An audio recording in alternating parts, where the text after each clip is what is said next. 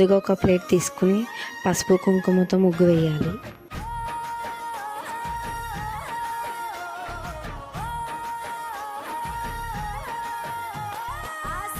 ముగ్గు వేసిన తర్వాత గుమ్మడి ఆకులను పెట్టుకోవాలి.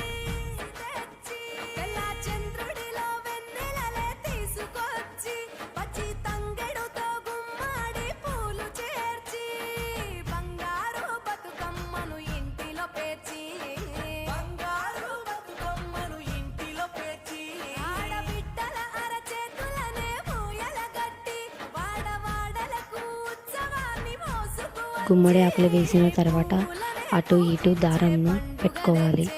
అంటే ఇది మనకు బతుకమ్మకు సపోర్ట్ అన్నమాట. కింద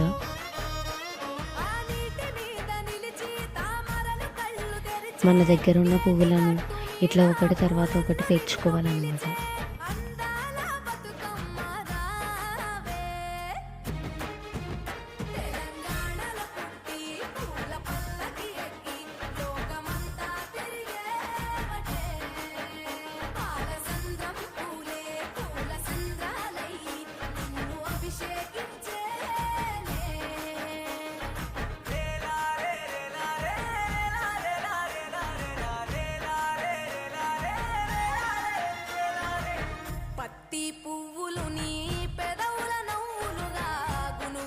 నేను అత్తయ్య గారు ఇద్దరం కలిసి అయితే బతుకమ్మని తయారు చేస్తున్నాము.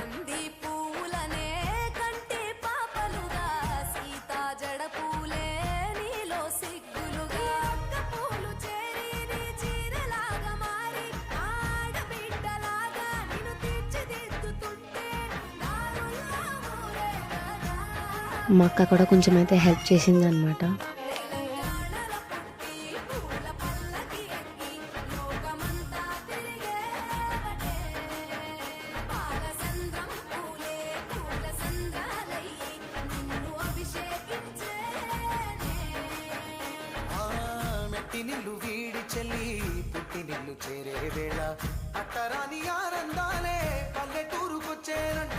ఫైనల్గా మా బతుకమ్మ ఎలా ఉందో చూడండి.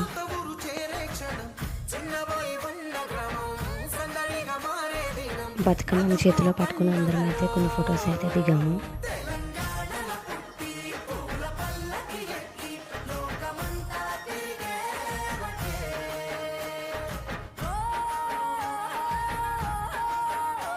ఇంటి ముంగట బతుకమ్మను పెట్టి ఆడుకున్నాము.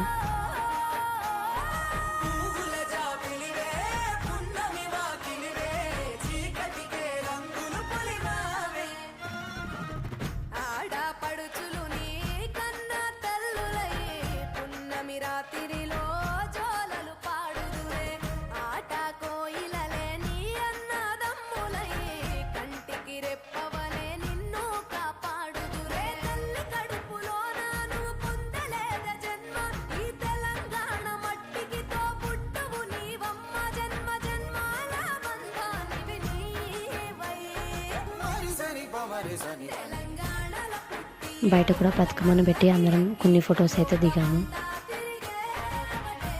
అందరం కలిసి ఒక గ్రూప్ ఫోటో దిగాము. బతుకమ్మను చెరువు దగ్గర విడిచాము. గౌరమ్మను తీసుకుని నీటిలో తిప్పుతూ పాట పాడాము. ఆ రోజు వర్షం బాగా ఫుల్గా పడింది.